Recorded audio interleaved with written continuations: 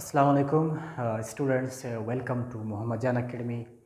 इससे पहले हमने लेक्चर अपलोड किया था फर्स्ट ईयर की बायोलॉजी के फर्स्ट चैप्टर का पहला लेक्चर। उस लेक्चर में हमने सेल टेक्निक से स्टार्ट किया था।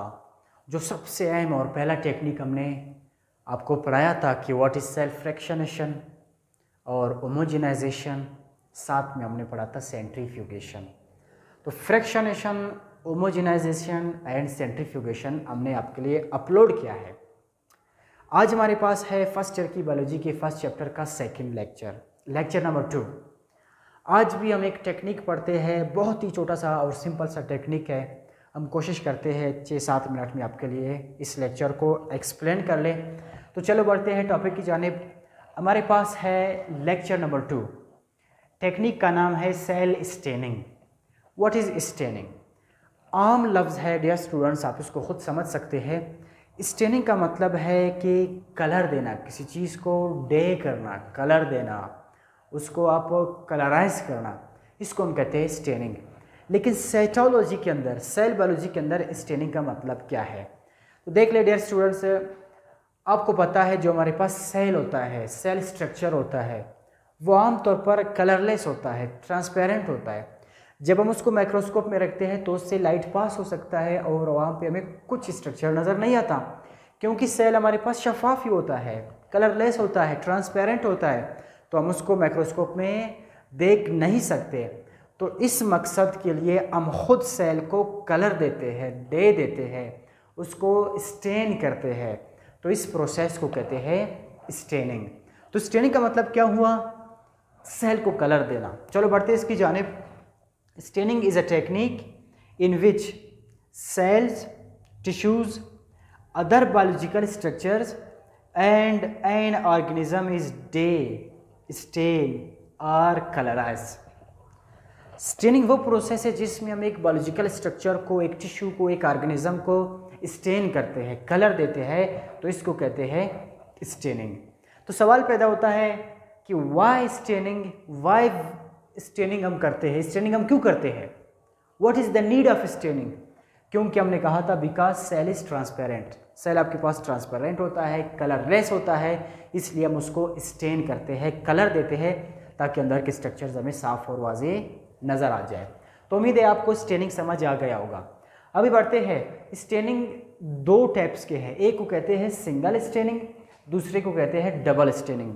कॉमन सेंस से आप इसको खुद समझ सकते हैं। सिंगल स्टेनिंग का मतलब है एक कलर इस्तेमाल करना।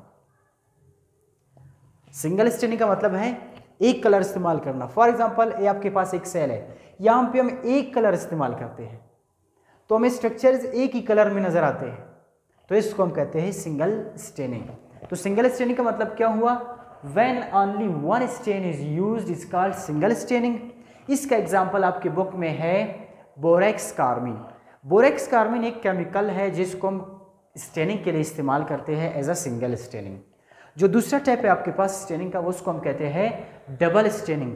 डबल स्टेनिंग में हम 2 कलर इस्तेमाल करते हैं, 2 स्टेनिंग इस्तेमाल करते हैं या 2 से ज़्यादा करते हैं, इसलिए इसको डबल स्टेनिंग या डिफरेंशियल स्टेनिंग भी कहते हैं। देख ले, when 2 stain are used is called double staining. आपको एग्जांपल दिया है ईओसिन का, जो हम साइटोप्लाज्म के लिए इस्तेमाल करते हैं, और हेमाटोक्सिलिन का, जो कि हम न्यूक्लियस के लिए इस्तेमाल करते हैं।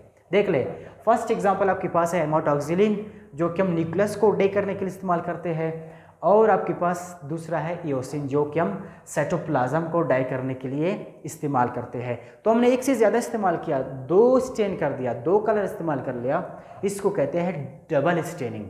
या तो फिर हम 2 से ज़्यादा भी कर सकते हैं, तो इसको हम कहते हैं differential staining. Single staining borax carmine था, डबल स्टेनिंग में हमने ईओसिन भी इस्तेमाल किया, हेमाटोक्सिलिन भी इस्तेमाल किया, तो ये आपके पास डबल स्टेनिंग हो गया। अब देख ले, आपके पास एक सेल है, इधर हम 2 तरह के कलर इस्तेमाल करते हैं, तो इसको हम कहते हैं डबल स्टेनिंग या तो फिर डिफरेंशियल स्टेनिंग। तो आज का टॉपिक बड़ा सिंपल सा टॉपिक था, व्हाट इज स्टेनिंग। उम्मीद है आपको स्टेनिंग समझ आ गया होगा। इसके साथ साथ एक और छोटा सा टॉपिक है, व्हाट इज माइक्रो डायसेक्शन या माइक्रोस्कोपिक डायसेक्शन। अब देख ले, आपके पास एक सेल होता है, आप सेल को कैसे पार्ट देते हैं, सेल की स्ट्रक्चर्स को कैसे आप तोड़ देते हैं ताकि उसकी आप इंटरनल स्ट्रक्चर तक पहुंच जाए। तो यहाँ पे इस मकसद के लिए बड़े बड़े टेलीविज़न के स्क्रीन इस्तेमाल होते हैं, माइक्रोस्कोप इस्तेमाल होता है और काफ़ी छोटे नीडल इस्तेमाल होते हैं, ग्लास नीडल इस्तेमाल होते हैं, जिसके लिए हम इस्तेमाल करते हैं वर्ड फाइन ग्लास नीडल्स, जो कि उस स्ट्रक्चर्स को काटने में मदद देते हैं।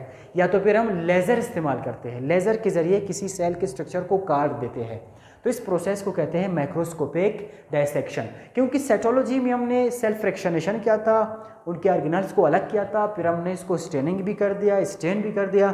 अब अगर उसके अंदर के स्ट्रक्चर्स तक हम पहुंचने की कोशिश करते हैं तो हम क्या करते हैं, डायसेक्शन करते हैं, उसको काट देते हैं। कैसे काट देते हैं, काफ़ी फाइन नीडल्स होते हैं हमारे पास, या तो फिर हम लेज़र्स के ज़रिए उसको काट देते हैं। इसी तरह आप एक इंसान की बॉडी से ट्यूमर सेल को कैसे अलग करते हैं, इसके लिए भी हम माइक्रोस्कोपिक डायसेक्शन इस्तेमाल करते हैं। बड़े बड़े स्क्रीन होते हैं और लेज़र के ज़रिए उस ट्यूमर वाले पार्ट्स को, डेड सेल्स को या तो फिर कैंसरस सेल्स को हम काट देते हैं लेज़र के ज़रिए। इस टेक्निक को कहते हैं माइक्रोस्कोपिक डायसेक्शन। इस टेक्निक को मैंने कुछ एक्सप्लेन वगैरह नहीं किया है, इस हद तक आप इसको समझें।